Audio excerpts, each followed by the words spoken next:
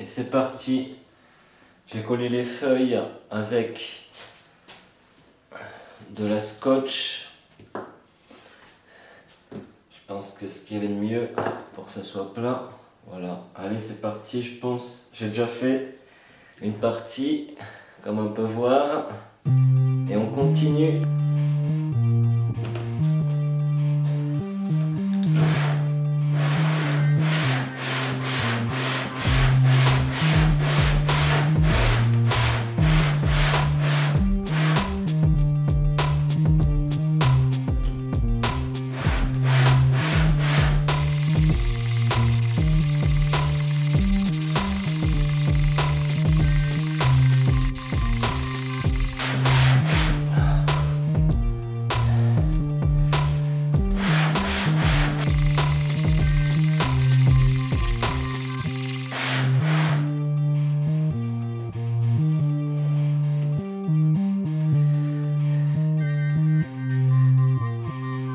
S'approche doucement du centre qui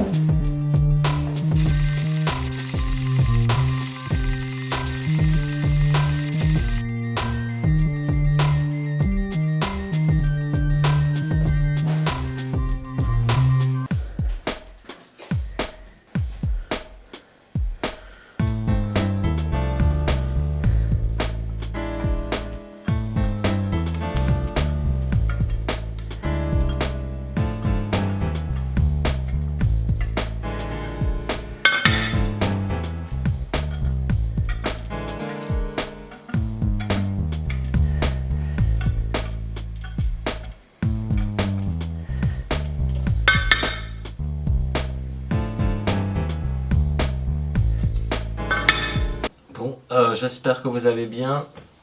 Bon, alors c'est parti. J'ai dégraissé la culasse, rectifié la culasse avec du papier de verre. C'était pas mon intention.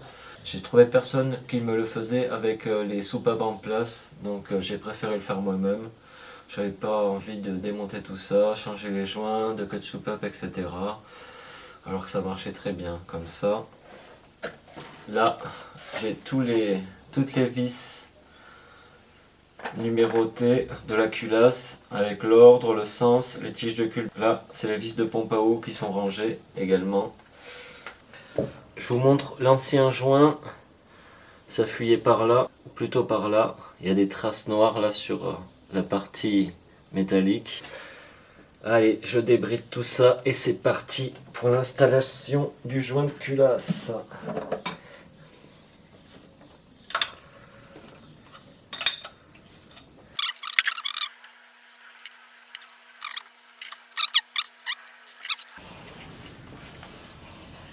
Un petit dernier coup, hop.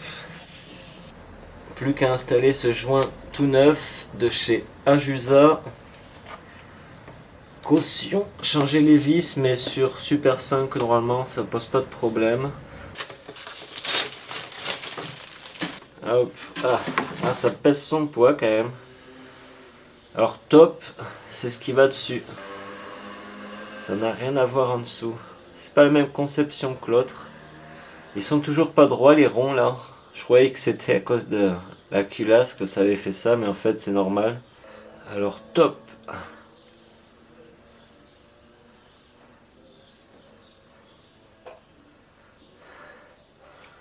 Voilà.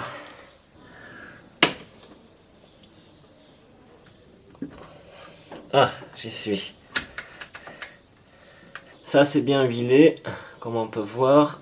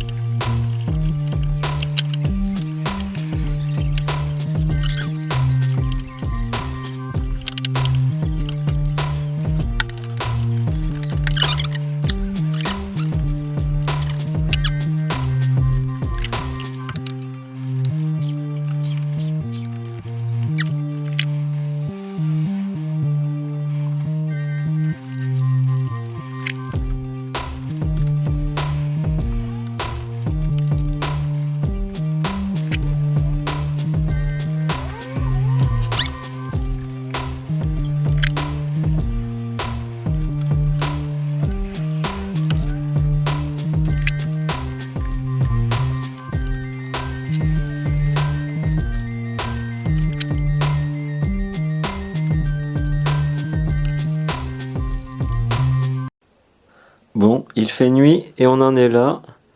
J'ai mis 2 heures pour trouver une douille de 17 qui est sur la culasse là-bas. J'en ai profité pour aller chercher la clé dynamométrique toute neuve. Ça fait environ 8 ans que je l'ai achetée, il me semble. Je l'ai jamais utilisée. Elle est même plus fabriquée. Elle va de 10 à 100 newtons. KS Tool. De 10 à 100 newtons quoi. Il n'y a pas besoin de clé du coup. Ça fait tout quoi. C'est pour ça que je pense qu'il la fabrique plus. J'avais acheté ça 95 € à l'époque. Elle est vraiment neuve, je l'ai jamais touchée. Je la décapsule. Oh là là là. J'avais envie de prendre des gants quoi.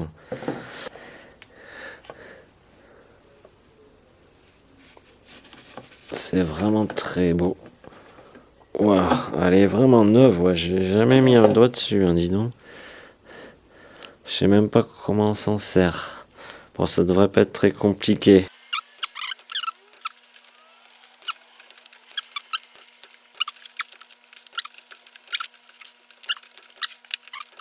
Dernier serrage à 65 en suivant la feuille. Allez, c'est parti. J'ai peur que les vis pètent. Alors, c'est parti. Ah, ça y est. Waouh. Waouh. Waouh.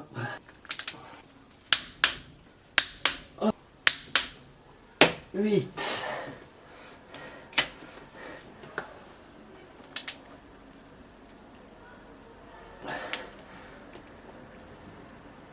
Neuf.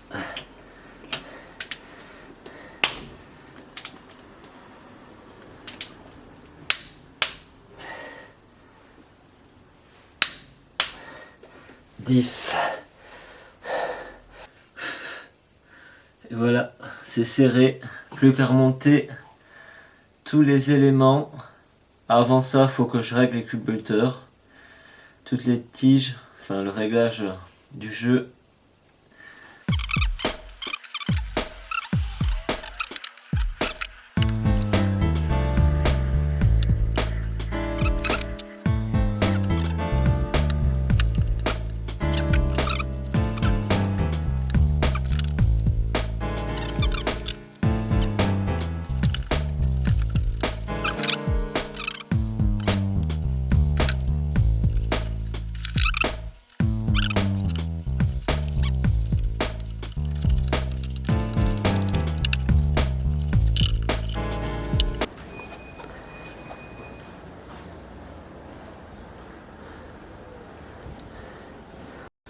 La caméra a coupé hier quand je faisais le réglage des culbuteurs, donc c'est bon, tout est nickel là.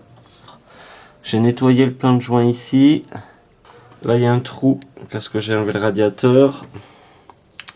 Donc, me reste plus qu'à mettre la plaque pour boucher ici. Je vais ensuite monter le collecteur d'admission et d'échappement, le carburateur, l'allumeur, le couvre-culasse. Il n'y avait plus de batterie, de mémoire dans l'appareil photo. Donc j'en ai profité pour remonter le carbu, l'allumeur, les tuyaux. J'ai à peu près tout remis en place. Hop, voilà. Voilà, tout est super bien serré.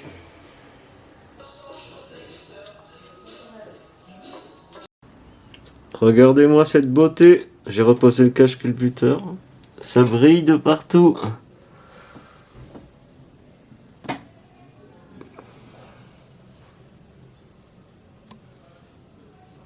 Je suis en train de remonter le carter d'huile. Je vais mettre les deux joints noirs en place pour commencer. Et puis voilà. J'ai revissé les bielles à 35. Allez. Je vais huiler ces trucs là.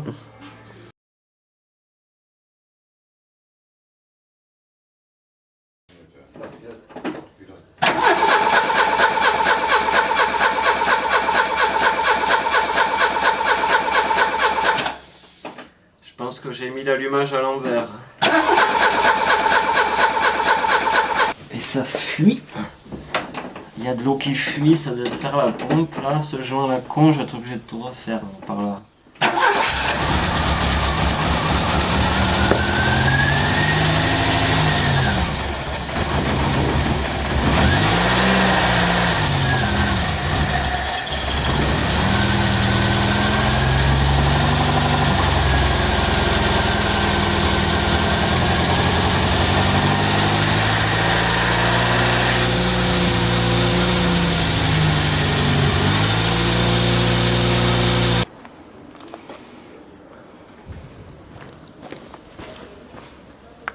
J'ai enlevé la pompe à eau car il y avait une fuite au niveau de ce joint. Il est coupé là, c'est peut-être pour ça. Donc je vais nettoyer, enlever et nettoyer tout ça. Mettre un joint neuf et remonter. Voilà.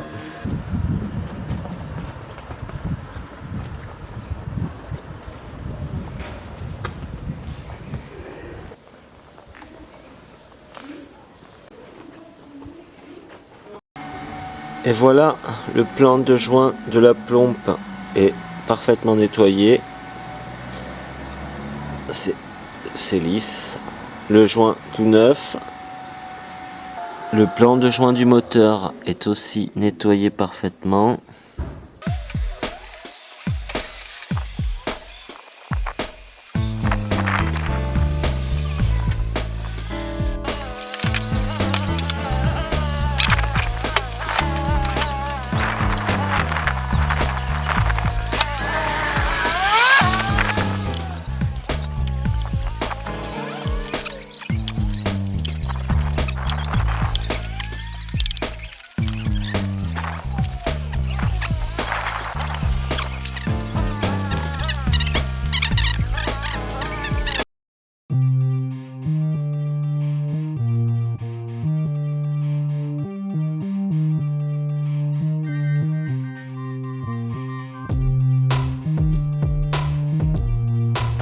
Et salut, on est quelques jours plus tard.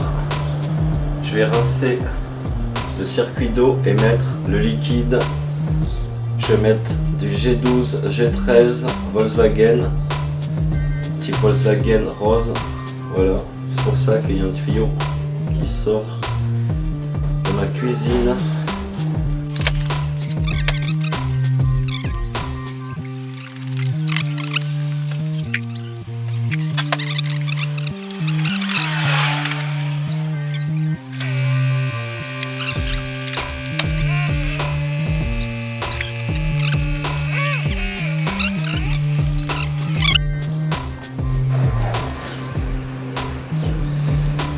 Oups, le tas de rouille qui est sorti.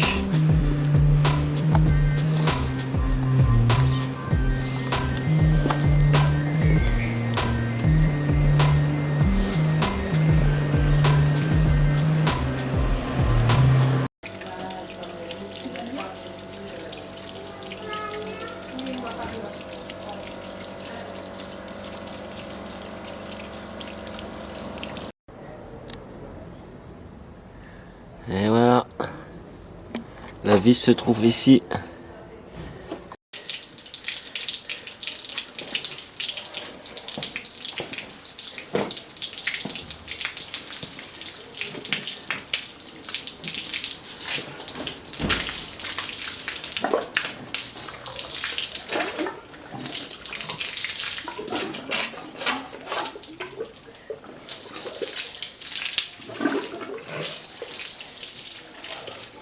Alors, pour parler de liquide de refroidissement, il existe 3 grands types. Le minéral, l'organique et le COAT. D'origine dans la Super 5, c'est du minéral. Ça, faut le vidanger tous les ans, tous les 2 ans, faut le vidanger super fréquemment, car ça va corroder. Donc c'est pas terrible, c'est ce qu'il y a d'origine. Et c'est pour ça que le moteur était en piteux état. Là, j'ai acheté du G12 de marque un peu distributeur. Mais il monte jusqu'à moins 37 et plus 123 degrés. Donc j'ai ça. Et là j'ai un vrai bidon original Volkswagen. Là le point d'ébullition, ça c'est du concentré. J'ai vu des vidéos sur YouTube, vous pouvez aller regarder. Il y a un mec qui teste le point d'ébullition 190 degrés. 190 degrés à l'état pur. Dilué, je sais pas trop, j'ai pas trop exploré. Mais pur, c'est 190 degrés. Je vais rajouter un verre une fois que j'aurai mis le COAT. Ça, c'est du COAT. Si je vous lis ce qui a marqué dessus, nouvelle technologie COAT exigée par 16 conducteurs. Performance anti-corrosion 2,5 fois plus supérieure par rapport à la génération organique précédente. Anti-gel jusqu'à moins 37, anti-surchauffe jusqu'à plus 123. Conforme Volkswagen TL 774G. Anti-corrosion maximale.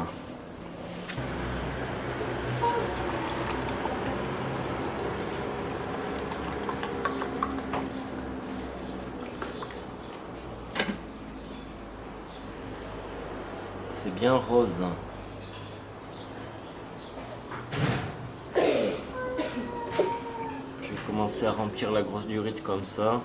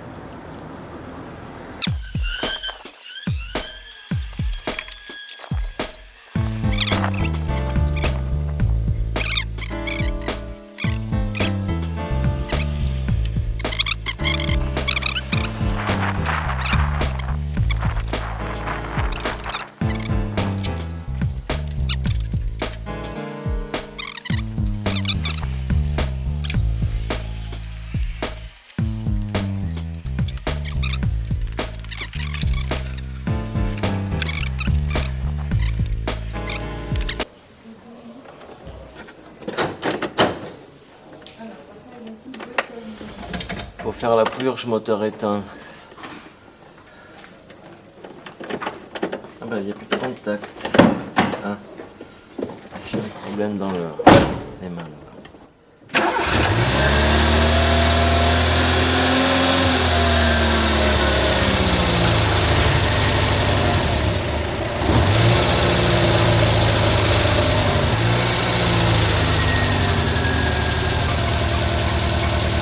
Faut aussi que je fasse un resserrage de la culasse, dévisser chaque vis de 90 degrés et la resserrer une à une en partant du centre.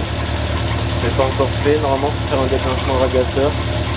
Alors je savais pas trop. Et là ça fait plusieurs fois que je démarre le moteur et peut-être un peu risqué tout ça. Le Extremes B.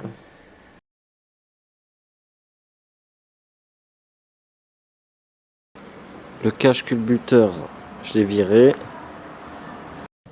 Les 2 clés sont prêtes. une pour desserrer et l'autre pour le serrage au couple.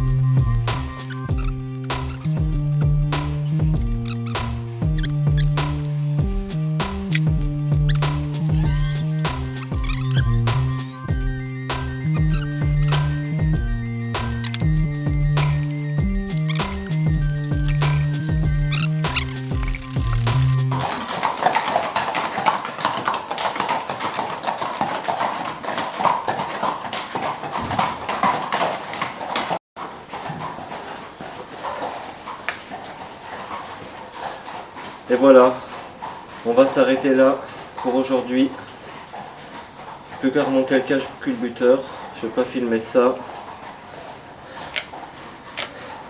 Prochain plan, démarrage. Et ensuite, je vous quitte pour une prochaine vidéo.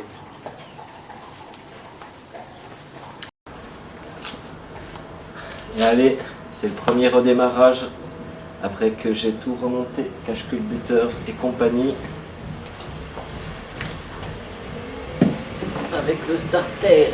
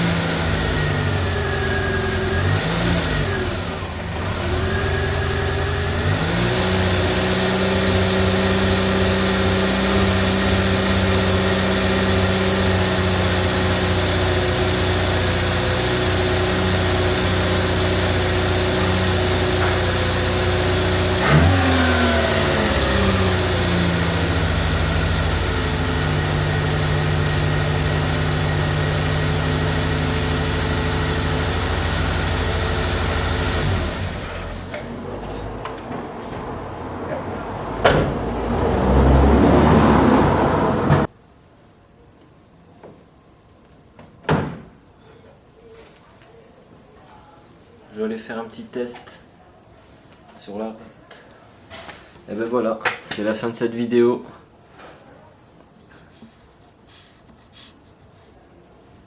Je vous dis à la prochaine les tuneurs. J'espère que ça vous a plu. N'hésitez pas à vous abonner. Et merci du soutien.